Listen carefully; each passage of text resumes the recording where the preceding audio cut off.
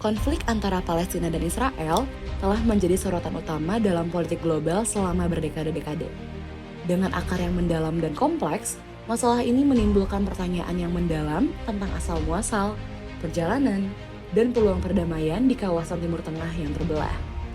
Negara Israel adalah sebuah negara yang berdiri pada tahun 1948 di wilayah yang sebagian besar dihuni oleh orang Yahudi. Israel diakui secara resmi oleh Perserikatan Bangsa-Bangsa dan sejumlah besar negara di dunia. Negara ini memiliki sistem politik demokratis parlementer dengan Yerusalem sebagai ibu kotanya. Mayoritas penduduknya adalah Yahudi, tetapi terdapat juga minoritas Arab, Kristen, dan Druze. Sedangkan Palestina adalah negara yang diakui secara luas sebagai negara yang berdaulat di wilayah tepi barat dan jalur Gaza dengan Yerusalem Timur sebagai ibu kota de facto. Meskipun tidak semua negara mengakui kedaulatan Palestina, sebagian besar komunitas internasional mengakui keberadaannya. Meskipun memiliki otoritas politik di beberapa wilayah, negara Palestina mengalami kendala dan keterbatasan akibat dari masalah konflik dan ketegangan dengan Israel. Kedua negara ini terus berupaya untuk menegakkan kedaulatan dan kepentingan politik masing-masing di wilayah yang seringkali tumpang tindih. Masalah yang melingkupi kedua negara ini sangat kompleks dan melibatkan berbagai isu politik, ekonomi, agama, dan sosial yang mendalam. Upaya perdamaian yang berkelanjutan dan adil tetap menjadi tujuan yang diidamkan oleh banyak pihak yang terlibat dalam konflik tersebut. Sebagian masyarakat dunia menganggap bahwa konflik yang terjadi antara Israel dan Palestina ini merupakan konflik agama. Namun, konflik ini sebenarnya terjadi disebabkan adanya perebutan tanah di wilayah Palestina. Konflik ini disebabkan karena bangsa Yahudi mendirikan national home-nya di tanah Palestina. Yahudi menganggap Palestina sebagai tanah yang dijanjikan. Dalam hal ini, Yahudi meyakini bahwa Yerusalem harus kembali menjadi ibu kota bangsa Yahudi, serta harus mengembalikan hak dari bangsa Yahudi yang selama ini tertindas. Beberapa faktor latar belakang yang signifikan yang telah memainkan peran penting dalam konflik antara kedua pihak adalah sebagai berikut. 1. Munculnya gerakan Zionisme. Zionisme adalah upaya keagamaan dan politik yang membawa ribuan orang Yahudi dari seluruh dunia kembali ke tanah air kuno mereka di Timur Tengah. Gerakan Zionisme bertujuan untuk membentuk sebuah negara Yahudi sebagai suaka untuk semua bangsa Yahudi di berbagai pelosok dunia. Keberhasilan bangsa Israel dalam mendirikan negara pada kawasan yang sudah bertuan tidak lepas dari kekuatan gerakan pemikiran dan ideologi yang membackup, yaitu Zionisme. Zionisme inilah yang diklaim menyilut api konflik berkepanjangan dan mengobarkan permusuhan turun-temurun di bumi Palestina dan sampai sekarang ini masih sering bergejolak. Konflik Palestina-Israel adalah konflik yang paling lama berlangsung di wilayah Timur Tengah selain Perang Salib V, yang menyebabkannya menjadi perhatian utama masyarakat internasional.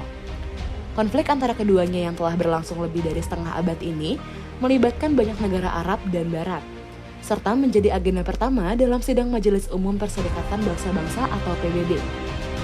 Ketika PBB baru terbentuk dan sampai saat ini belum terselesaikan meski telah banyak resolusi yang dikeluarkan. Dalam perspektif sejarah dunia Islam, konflik dua negara ini menarik perhatian, karena terbentuknya negara Israel berarti berkurangnya daerah Islam dalam peta kawasan dunia Islam. Pada sisi lain, konflik tersebut bukan hanya konflik antar dua negara atau beberapa negara yang terlibat, tetapi menjadi lebih sensitif ketika dinilai sebagai perang antar peradaban atau ketegangan antar ideologi dunia, yaitu Zionisme, Yahudi vis-a-vis Islam. 2. Tidak puas dengan Deklarasi Balfour. Deklarasi Balfour secara resmi dideklarasikan pada tanggal 2 November 1917. Deklarasi tersebut dikenal dengan Deklarasi Balfour yang diambil dari nama seseorang yang menulisnya, yaitu Sekretaris Jenderal Luar Negeri Lord Balfour, Kepala Lord Lionel Rothschild, yang merupakan Kepala Kehormatan Federasi Zionis di Inggris dan Irlandia.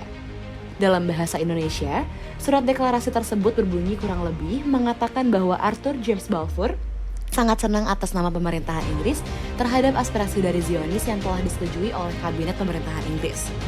Bahwa pemerintahan Inggris secara positif menyetujui dengan adanya pendirian tanah air bagi orang Yahudi di wilayah Palestina dan akan berusaha untuk memudahkan tercapainya usaha tersebut.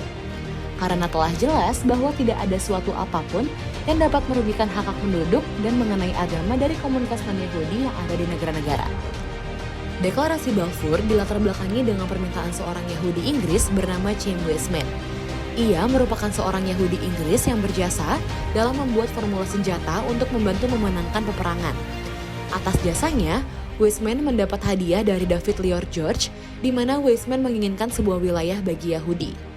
Perdana Menteri Inggris David Lloyd George merasa mampu untuk memenuhi permintaan Weizmann dan memberikan wilayah Uganda di Afrika untuk umat Yahudi. Namun, Weizmann menolak dan menginginkan sebuah wilayah Palestina sebagai rumah bagi umat Yahudi.